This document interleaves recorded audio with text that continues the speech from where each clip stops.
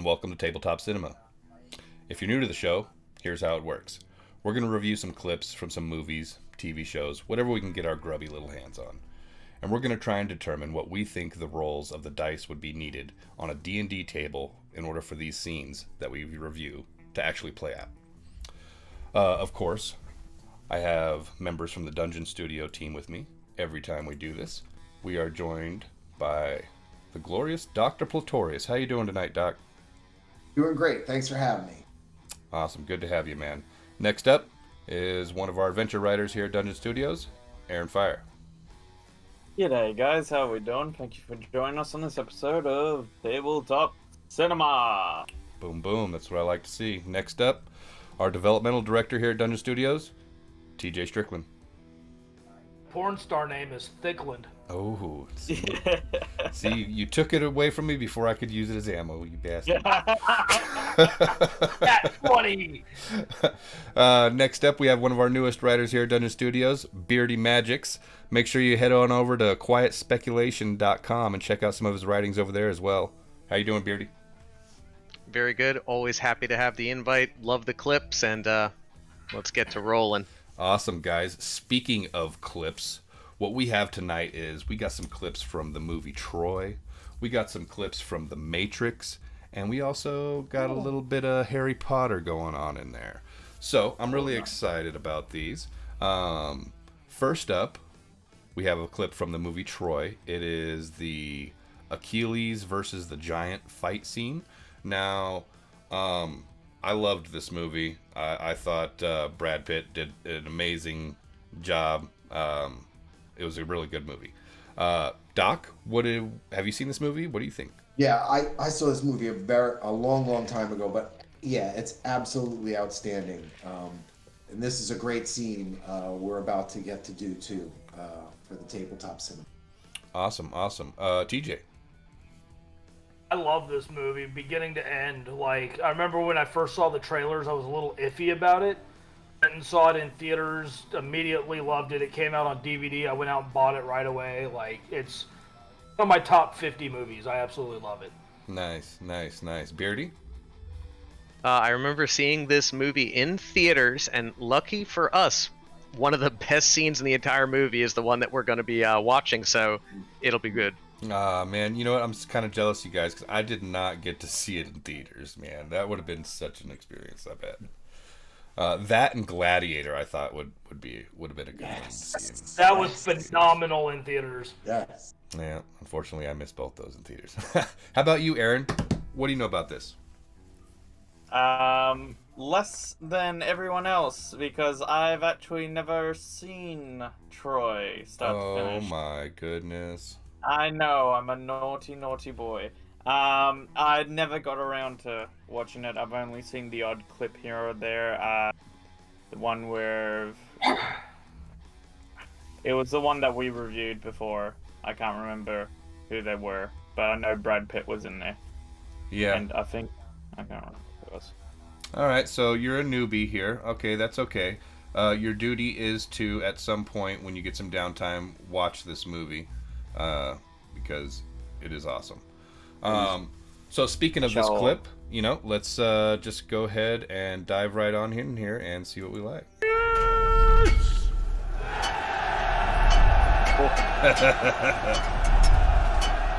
Bunch of It's like, oh shit. Big. He's a biggin'. Anybody ever do this in their campaign where you have this kind of call out? Fucking 6'5" brick house. No, I have not done this, man. That would be awesome, though. They just have the PC not show up. Deafening silence. Careful who you insult, old king. Uh-oh. King, Achilles is not with the army. Where is he? I sent a boy to look for him. And to look for him. Cut it out. Players like still going over his bonus actions. Hang on, give me a minute. there's like a whole scene there where they go to fetch him, and he's like in bed Perhaps with you like should have 3 a war women. tomorrow when you're better rested. I should have you whipped for your impudence. Uh-oh. Perhaps you should fight him. Achilles. Achilles. Look at the men's faces. You can save hundreds of them. You can end this war with a swing of your sword. Think how many songs they'll sing in your honor. And Think how many women you'll bed.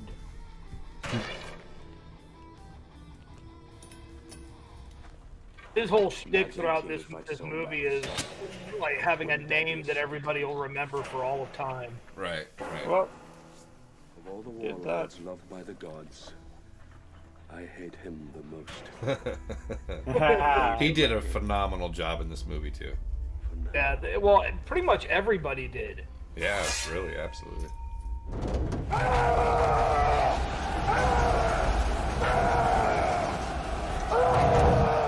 Oh my god.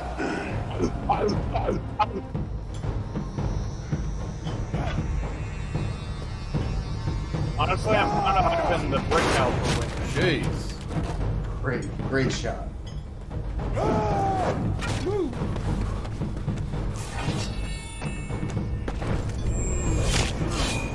Oh. Oh wow. Okay. And there it is. Oh my goodness. That's an insta kill. Oh. Through the heart and you're in Oh, yeah. vain. Is there no one else?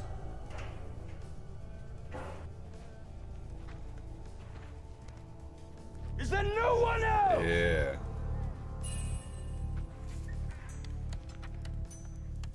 Who are you, soldier? Achilles, son of Peleus. Achilles. I'll remember the name. The ruler of Thessaly carries this scepter. Give it to your king. He's not my king.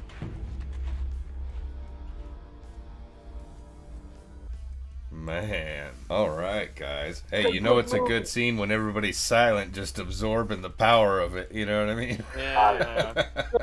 First time I saw this movie, when he did that sword stab from up top, like first time I saw it, I was just like, "That's phenomenal! I've got to learn that," and I never did. Just not athletic enough for all that, I guess. All right, guys. So let's go ahead and go into our discussion. What do you guys think about this scene here? I'm gonna go around the room. Doc, what did you think? Well, there's a lot of skill checks. I mean, from the minute the giant steps out, in front of everybody in the crowd, and then the crowd, and there's all these kind of like influences, and everybody's like yelling and screaming. So a lot of skill checks going on. Persuasions, I guess, or intimidations going back and forth. I agree. TJ, you pick up on anything in particular? So like you said, there's persuasion, there's intimidation, just left and right.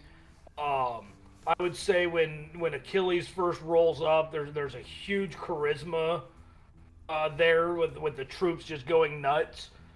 And then the dodging of the spear, he hits it with the shield first, drops the shield, runs, another one comes in, he dodges that one out of the way, and then he's able to make that athletics check to get up and get that advantage on the attack, and gets obviously a nat 20 on that. Yeah. It's just phenomenal all around. Awesome. Beardy, anything? I've had a lot of kind of gladiatorial games in many of my D&D campaigns, so some of the things that I've incorporated are performance.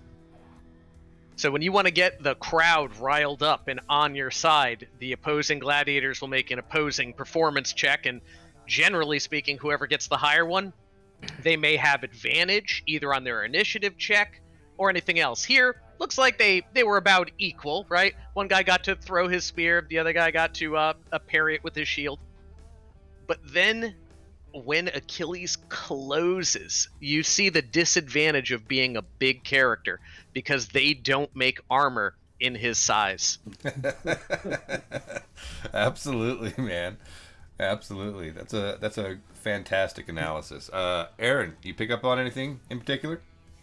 I'll tell you what it reminded me of. First thing it reminded me of was our days in your campaign fighting in the arena. Am I allowed to say the name of it? Yeah, Or is man. that gonna... Okay, so fighting in the Crucible was really cool. The first thing that I picked out from this was Achilles' stab into the shoulder. That looked like a cold shot that he just managed to like succeed on that. Definitely high dex and high strength build, but also decent charisma for that intimidation factor at the end. Is there no one else? You know, and all that. I think a lot that's my of- favorite part of the whole scene when he calls out everybody at the end.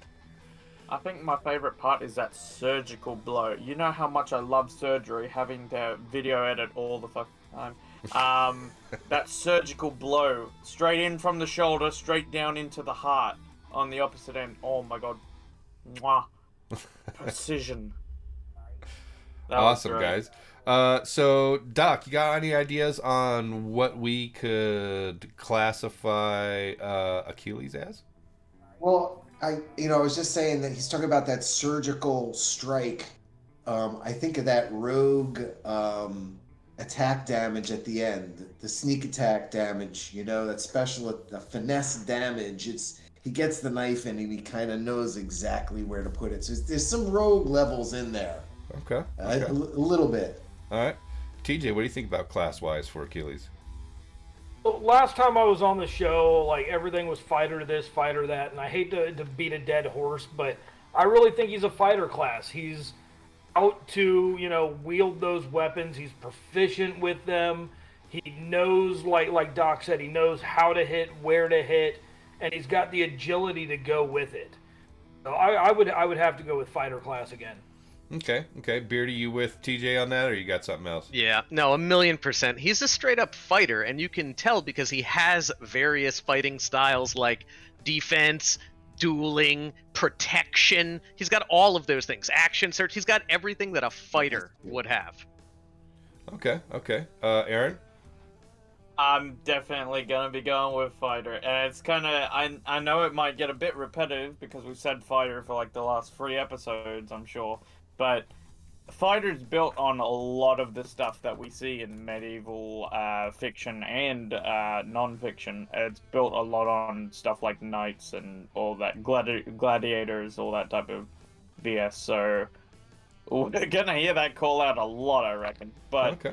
yeah, definitely fighter.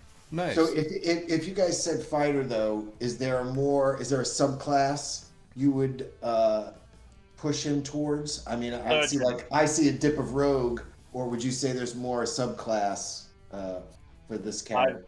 I'd say a surgeon subclass. What about the enemy? What can we classify him as? Definitely a barbarian. The way he was chucking those javelins, definitely a barbarian. Oh, and then he's screaming at the crowd, getting himself fired up. I mean, that is the Troy version of I would like to rage. Yeah. Get him Awesome. about F4 good. Yeah, guys, it's a fantastic scene. I really thought that we did a good job of our analysis of it and breakdown. Of course, if the viewers at home, if you guys love these videos, like them, whatever, feel free to smash the like button and the subscribe button. Go ahead and share us around, but don't do it all willy-nilly. Just share us where people will watch us. And we're going to take a quick break. We'll be back soon with some more clips. Hello, adventurers. Have you come to get your hands on our giveaway? If so, follow the link in the video description to the Dungeon Studios Discord server. Once there, You have completed the first leg of your journey. Swiftly make your way past the trolls to the treasure vault chat and type in Tabletop Cinema for your chance to win one of 8 Icon of the Realms Boneyard Collection minifigure sets. And that's it. You have completed your quest. Congratulations. So make sure to bring your radiance against these creatures of the undead. And now, back to the show. Welcome back to Tabletop Cinema. Of course, I'm joined by our amazing panel of guests. Welcome back, guys. All right. So, next clip we're going to be reviewing is from the movie The Matrix. And it is the Neo versus Mr. Smith subway fight scene. Well, let's go. So, I'm going to start with our newbie, Mr. Aaron Fire. What do you know about The Matrix? Fuck you. First of all, I've seen The Matrix. Oh wow, I've only seen the first 2. Shit. The Matrix is a phenomenal movie. It's the movie that introduced me to Keanu Reeves. Really enjoyed it. Loved the concept. It's a great depiction of dystopian future society. And I'm sure someone else has more to say. Awesome. Yeah. Heck yeah. TJ. I just want to say real quick, Aaron, if you're going to be part of a show called Tabletop Cinema, you need to start watching more cinema. Also, I funny, get it. but yes. Thought. It's a thought. But no, The Matrix, great. Okay. Original trilogy was amazing. Animatrix, which was, I believe, a collection of animated shorts that fit in between 1 and 2. Absolutely phenomenal. So much lore in there about the Matrix universe to fill in the story. However, popular opinion time, the new movie, I absolutely hated it. Did not like it. I felt like it was overdone. I felt like they were trying to redo popular things, but change them up enough to be fresh, and just completely ruined it. I agree but with this that. one in particular, phenomenal. I agree with that. Beardy. I'm gonna be the hater here. I think The Matrix, garbage. All of them, and I've seen all of them. Every sequel, all garbage, except for the Animatrix, which is amazing. The Animatrix shows me that they could have made a much awesomer movie, but they were, I don't know, constrained by budget, even though they spent a lot of money. I love the idea of The Matrix. I love the backstory of The Matrix. I love the themes of The Matrix, but the actual movies, no. All right. Well, Aaron, cue the crowd boos. But you know what? Everybody's entitled to their own opinion, and I appreciate it, Beardy, even if it is the wrong one. Let's see, Doc, what do you got? Well, I was thinking Keanu Reeves. I go back to seeing and being introduced to him in Bill and Ted's Excellent Adventure. Yes, sir. So watching him progress into this trilogy was kind of cool, in a way. Before anything else, sci-fi or violent video game stuff he did. So Matrix kind of broke barriers when it came to that Alice in Wonderland, take the red pill or the blue pill. And Beardy did nail it in a way. It turned into a Hollywood movie cinematic super production by the time the third movie came out. Oh, yes. But the first movie and the concepts and everything in it were, I really, really enjoyed it. And just using humans as batteries for Machine World. I mean, it's a Freddie Mercury song. You can't go wrong with it. Machine World. What are you going to do? Right. You know? I agree, man. You know, that for me, there's some films out there that revolutionize cinema. This is one of them. Things changed in the way they did cinema after this movie was made. You know what I mean? and that brings a lot to the table, and it's techniques that were used in this movie are still popularly used across cinema today. So that says a lot, But anyways, without further ado, let's dive right on into this and see what we got going on. Uh-oh, the phone is ringing.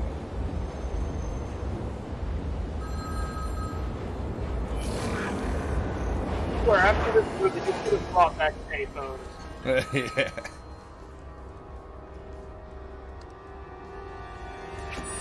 Oh. Oh, Jeff. What the hell just happened? An agent. Interesting point. You know why she does that, right? No. Trying to stop the bullets like Neo does later in the movie. Right. Yeah, right. But it doesn't work.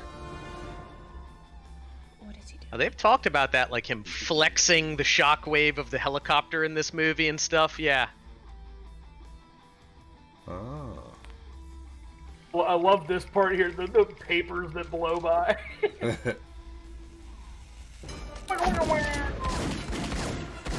Oh yeah.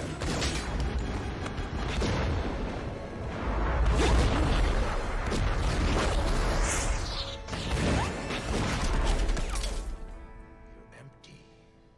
So Shit.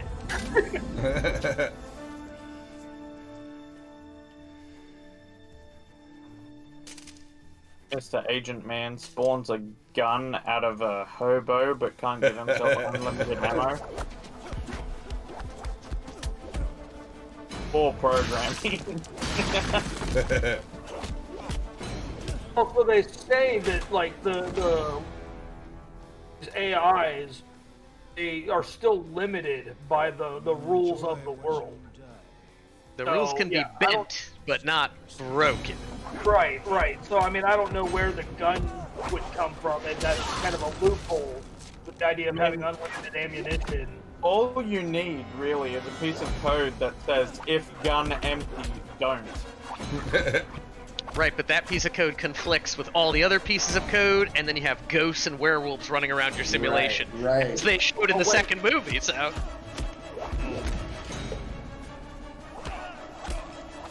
Oh shit.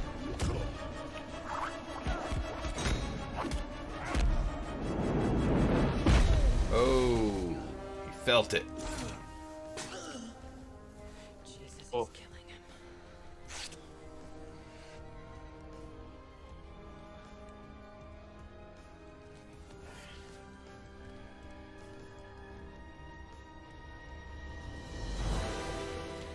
With dust that falls off of him. That's like the 25th take, and they're like, more dust. Yeah, exactly. The baby powder. Oh, there's even more dust. There's more dust. How old is Keanu in this scene? Love this bit of CG that they use right here. Oh. Yeah, that's with gnarly. the sped up this. It's so cool looking. That's one thing. Like Oh. whether you like the movies or not, you have to appreciate CG that went into these movies. Well, this was the most solid one of, I guess, the four. Yeah. I do agree. think this one was the best out of the four. And that's part of the premise, that it's Hard. a computer. So It's hard to using be- pixelation and things like that, they got to use to advantage as well. You hear that, Mr. Anderson? It's hard to beat an origin story, really. Everyone Well- likes a good origin story. And the thing is, with the cinematography, they used cells to represent how deep into the Matrix he was willing to accept it. The beginning of the first one, there's a lot of reds, there's a lot of color. But as you go further into the first movie and then, the second and third movie, there's a lot more green involved to represent that he knows he's in the Matrix.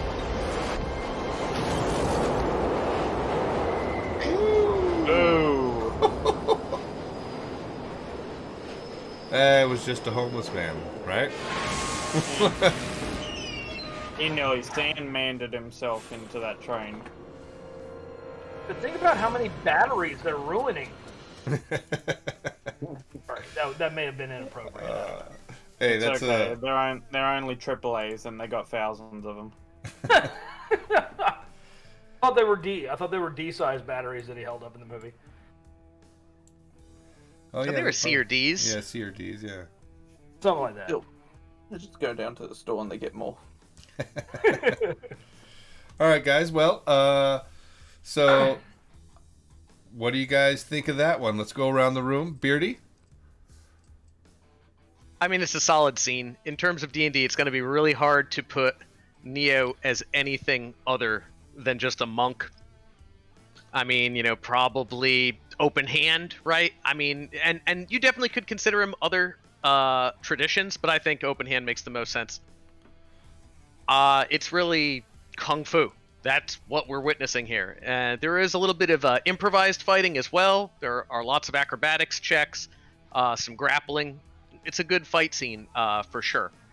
One thing that stands out to me also is that I am a player of not just D&D, but also Shadowrun. So the literal term, the Matrix, is what Shadowrun has called this area forever. So the idea of having a dual nature of being both in reality and in the Matrix at the same time is a cool idea. And even D&D has that with like the astral plane, shadow realm, and stuff like that. It would be cool if there were some of that going on here that were more noticeable. I think TJ would chime in on that, where they kind of did a little bit of that, but maybe the viewer doesn't like notice it. Okay, cool. Aaron, I see you twirling your dice up there. What do you think of this scene? I think it's awesome scene. I really enjoy like the slow-mo with the guns in the air and stuff like that when they're twirling around, and then they're like, "You're empty, so are you." That just feels like really chef's kiss. Just the like stare off that Agent has with Keanu, like, "Oh fuck, you're right." It's like that. It feels like a bonding moment between the two characters as they get up and then proceed to beat the shit out of each other. It's a really good moment in there, and then he gets up after being knocked down to shit, and he's like, "Whoa," dusts himself off and shit, and then the real action begins. That's really cool. I like that. Awesome. TJ? From a cinematic point of view, I will always love these movies. They put so much thought into, like I was saying during the video clip, even just the colored cells that they're using to represent mindsets and understanding of the world that they're in. But like Beardy brought up, having more of that kind of subtle nature of realizing you're in the Matrix and how you affect the Matrix around you, I think that would have been kind of cool to see too. But the action for this is just phenomenal, and just knowing how much they put into learning these martial arts moves and how to counter and everything else just makes it perfect to watch. And if I were to ever play a monk, and I'll say outright, monk class is probably my least favorite D&D class. But if I ever got to play a monk class, I'd probably want it to be something kind of stylized in this nature. Awesome. Okay. Last but not least, Doc, what do you think? Well, he is a monk. I mean, or is it just monk programming? And I remember when we were younger, back in the day, in the OG days, we used to play ourselves, and we would go into machines and get programmed as first 1E characters, and then go out as the 1E characters, and then LARP as the 1E characters. So we were all nutty about it and stuff. So I always saw this movie that way, as that kind of creation thing.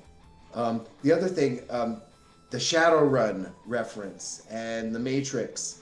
I go back to Matrix being on Gallifrey, and that was the suppository of all Time Lord knowledge. But that kind of fits into this story too, if you unravel it, and the Daleks and all the machines versus the humans or the living beings. and it all ties back into Shadowrun. It's sort of a what's that, snake eating its tail there. The Ouroboros. Yeah, definitely. And they did try to do that in 3. I did feel that in the 3rd movie with the BBEG.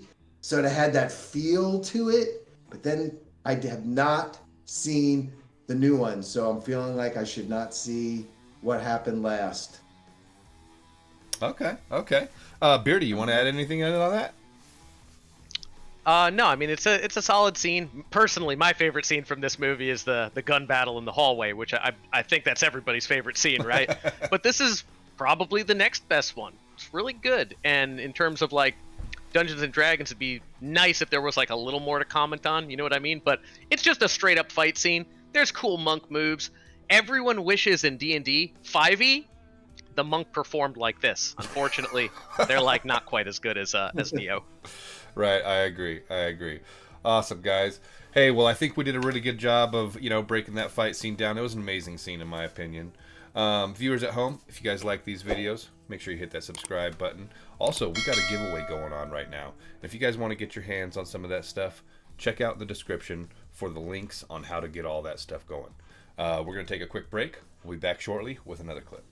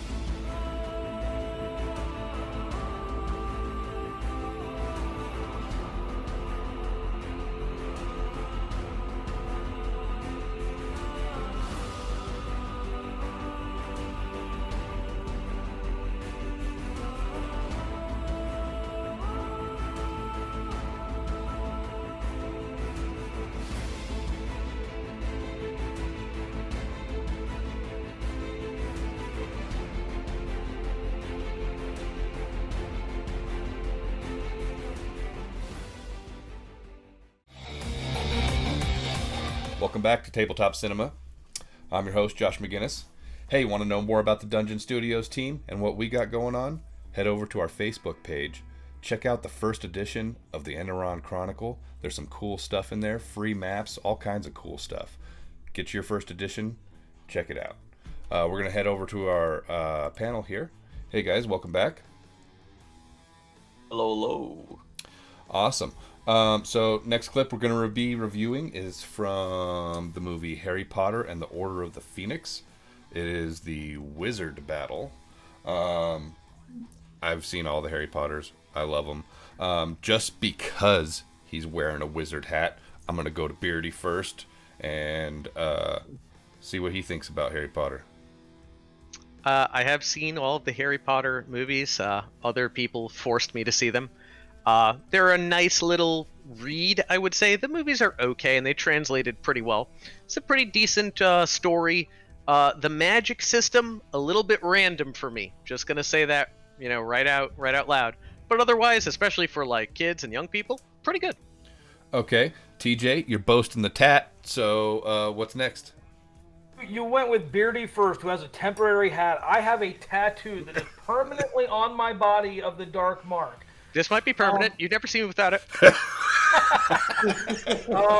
No, the movies are phenomenal. They were extremely well done. As a fan of the books as well, as the movies progressed, I became more and more disappointed until the last two. They were able to squeeze a lot of the book material into the last two movies, which was phenomenal. But like Beardy said, I do agree that at least comparatively to D&D, magic is a little randomized as far as like I can just cast whatever I want willy-nilly. But yeah, this scene in particular, I saw it in theaters, just hugely exciting to see all these popular characters popping up and then getting to fight each other. It was, I love it. Okay. Aaron, I see you tossing the salt, man. What do you think? Just thinking TJ's being a little salty today, but watched all the Harry Potter books. My mum is a huge Harry Potter fan, so I even got her a copy of the screenplay of Harry Potter, the Cursed Child, which I'm not sure if she's fully read. Really good movies. Love Daniel Radcliffe, awesome actor. Emma Watson and the ginger kid. I can remember his name, just not today. Rupert, thank you. They work really well together. They're a good trio. They got really good chemistry on set playing these characters, and it was always fun seeing all three of them together because the hijinks were always just great. Awesome. And Doc, last but not least, I feel like you are an expert here. So what do you think here? Well, like TJ said, the books are just phenomenal. J.K., a stroke of genius, a right place, right time, and a fabulous story. Magic is a little wonky, and she steals a bit from different myths and legends and kind of throws them all together, but it comes out as a beautiful mix. And this scene is just fabulous, and I'm very, very excited to try to put it to the table for Roll Top. Awesome, guys. I would like to say really quickly, if you're a fan of Harry Potter, or if you're not, there is a YouTube video out there, I know it's on TikTok and stuff, comparing Harry Potter to Star Wars, basically saying J.K. Rowling ripped off Star Wars. Absolutely hilarious. Check it out. It's so funny.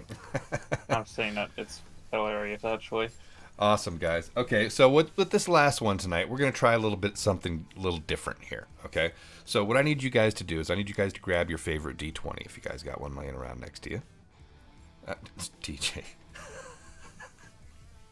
Okay, and what we're going to do is we're going to go ahead and we're going to do an initiative roll here, guys. So can you guys go ahead and roll those dice, and I'll go around the room, and you guys tell me what you got. Doc, we'll start with you. What'd you get?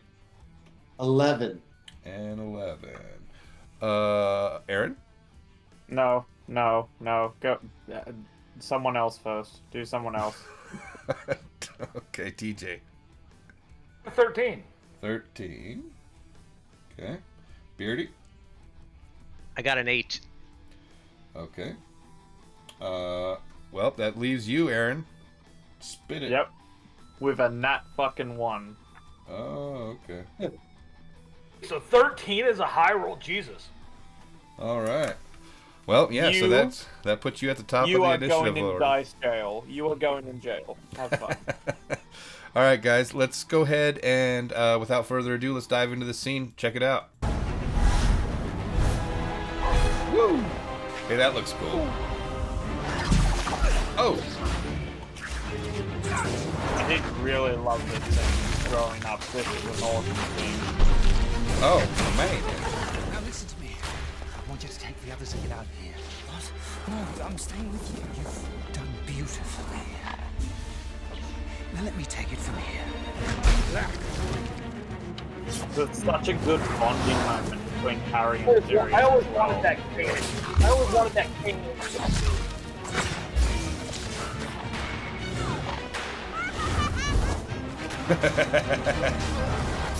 Laugh.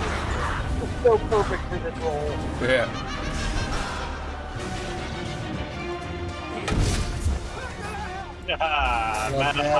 Love Mad Eye. I love how he confuses Harry for his dad right there. But that was such this whole last bit was so heart wrenching. Yeah. Between him And calling that- him his dad and then that happening, And that was where my childhood was ruined. I never found out what that portal thing was. It takes him to in the the Shadow book- Realm. Yep. in the books, it was a gateway to the afterlife. Right. You could hear the dead whispering to you through it, that sort of thing.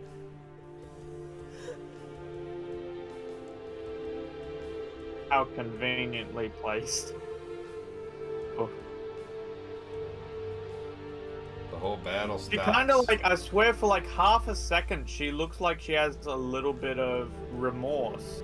and then just that snarl comes out, and I'm like, fucking kill her, please, fucking kill her. I don't think it was remorse. I think it was shock that she actually killed him. Yeah. It bothered me so much that in this movie, such a major character like Sirius dying was just passed over. He screams, and that's the end of it. Then in Goblet of Fire, the one kid, Cedric, dies, and it was this huge scene, people weeping, like all of this. It was so emotional. There's another reason for that as well, apparently. I remember seeing this, that a relative of Daniel's had actually passed away, like the day before or something, filming this scene. So his, like, screaming was, like, part of that grief. I don't know if that's true or not, but I remember reading that. Get that shit out of here. So weak. He did such a great job as Voldemort. Uh-oh. Yeah. Oh, this is it. Yeah, this is it right here, baby. Tonight, Tom. The orders are on their way. By which time I shall be gone. And you shall be dead.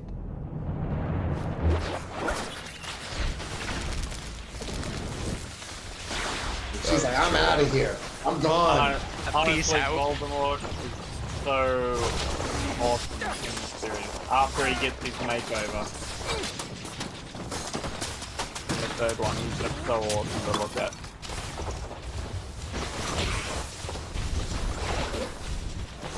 Here's the crazy part. So Dumbledore has the Elder Wand, which essentially, you know, is like a sea wand. You're not supposed to be able to be beat, that sort of thing. Voldemort keeps pace with him through this entire fight.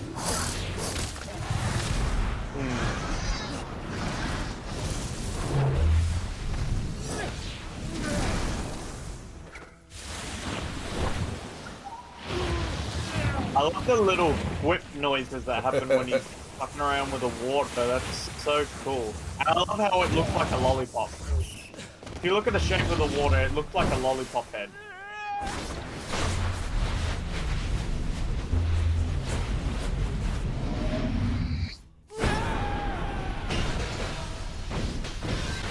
Damn. You see? I fuck her for a car.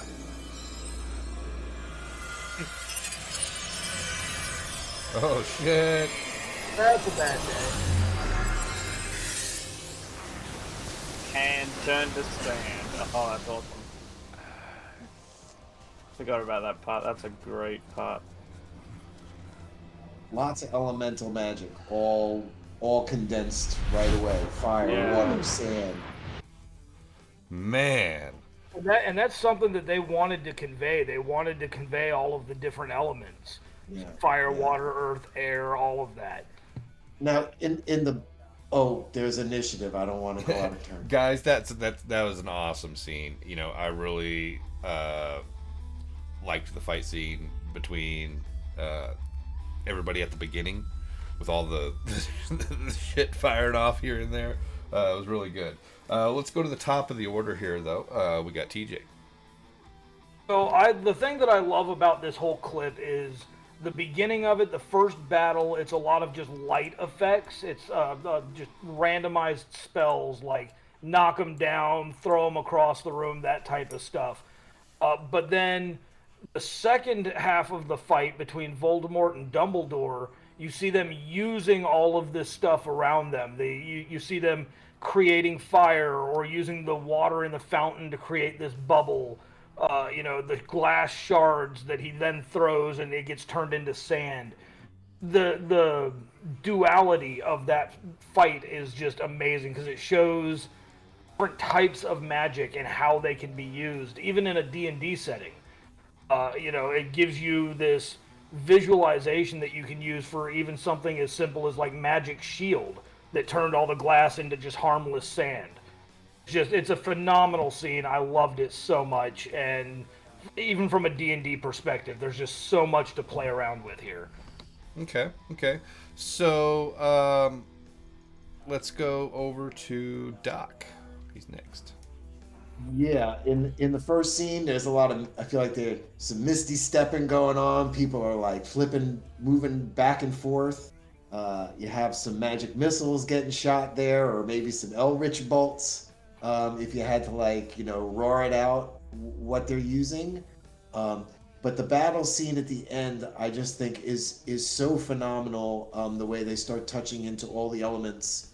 Um, I do believe in the book even the fountain itself becomes part of the battle.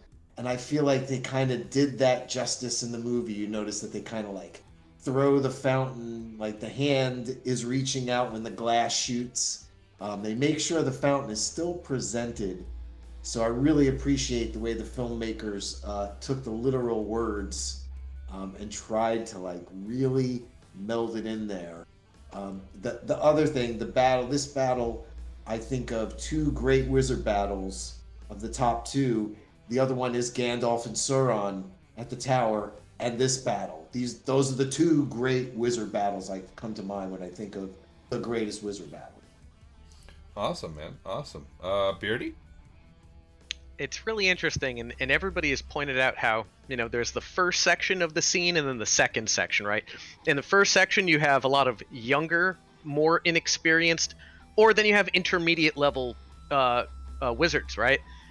And the idea is that a lot of their interplay is like magic missile you, well I'll cast shield. Magic missile you, well I'll cast shield, right? And that's kind of the level of their spells, abilities, and creativity. But when you get to Dumbledore and Voldemort, they are so much higher than that it becomes, oh no, I have telekinesis. I'm going to grab this elemental effect. I'm going to throw this at you. And then it's like, all right, I have to be creative and figure out what kind of spell can I use that completely stops like everything. So it's like globe of invulnerability, right? So you just see kind of like the initial lower level casters, and it's like, yeah, we're shooting magic energy back and forth, and we're defending magic energy back and forth. But when they get to the master level, it's about, have you prepared the right spells today that can deal with any situation? Let's find out. Awesome, man. Awesome. Aaron, anything stand out to you? A lot of it got said already, but a lot of elemental magic going into that fight scene between Dumbledore and Voldemort. I really enjoyed that flame serpent that comes out at the end, the flame basilisk. That's awesome effects in there. More than anything, though, my favorite scene is definitely when Sirius and Harry are fighting alongside each other right next to that portal. Like, confuses him for James. That's such a touching moment there. And the bit where he's also like,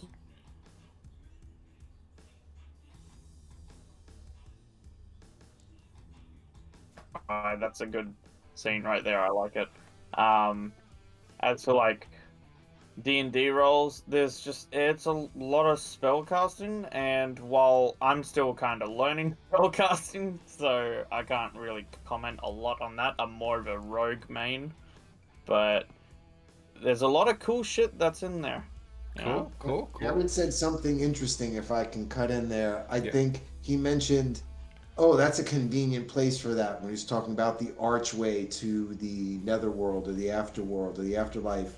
And I think that's another ingenious, like, it's a cool adventure location, the Ministry of Magic, isn't it? Like, you can have one thing in one room and then have something totally cool in the next room, and then something on another plane in the next room. That's actually that's reminding me of a critique that I had, and thank you for that, Doc. In the movie, I don't really remember them talking about the portal, because, like, when I watched this as a kid, I had no idea what this portal thing was. So, it just confused me when he sort of disappeared. Like, I got the notion that he was dead, but I didn't know what this portal signified or anything. So... And that goes to what I was saying during the commentary. The movies started to get... the books were so heavy by the time they got around to these movies that they had to cut a lot out. So like all of the like this room and a whole bunch of other rooms that the kids get shunted into, they're all part of I think it was like the Division of Mysteries or something like that is what it was called. Department of Mysteries, yeah. It's literally just a series of rooms with random crap that they don't know how it works or what to do with it, so they've tucked it away from people. But I agree. I wish they had explained a little better at some point what that archway was, because it just kind of left it to you to figure out. Yeah, And I think some of that pulp is what made Order of the Phoenix a really strong novel on its own. I mean, not even you take it away and out of all the other books, the fantasy stuff inside that book is amazing. It's incredible. Absolutely, guys. Absolutely. So, just one real quick question. Are we classifying all these guys as wizards in D&D, or would any of them be sorcerers or any other kind of type of magic users? I think we could consider some sorcerers. I actually had this argument with somebody. Yeah, he has the dark mark. Defer to the dark mark. Go ahead, TJ. I say argument, but it was a discussion. It was a debate that I had with some friends once. None of these guys are carrying around spell books. Yes, they go to a school, they learn the magic and whatever, but they don't have a book that they're carrying around. They're not preparing spells for the day. So I don't think they're really wizards. I think they're more sorcerers. They're innate spellcasters. Have to learn those spells, just like a sorcerer, but they're able to cast them without having to go through a book. What do you think, Beardy? It's Leviosa. That sounds like something a sorcerer would say. No. And of course, as we mentioned, like, the magic system is a little bit all over the place, and Rowling definitely, she took from all sorts of sources, and that's why you have it this way, right?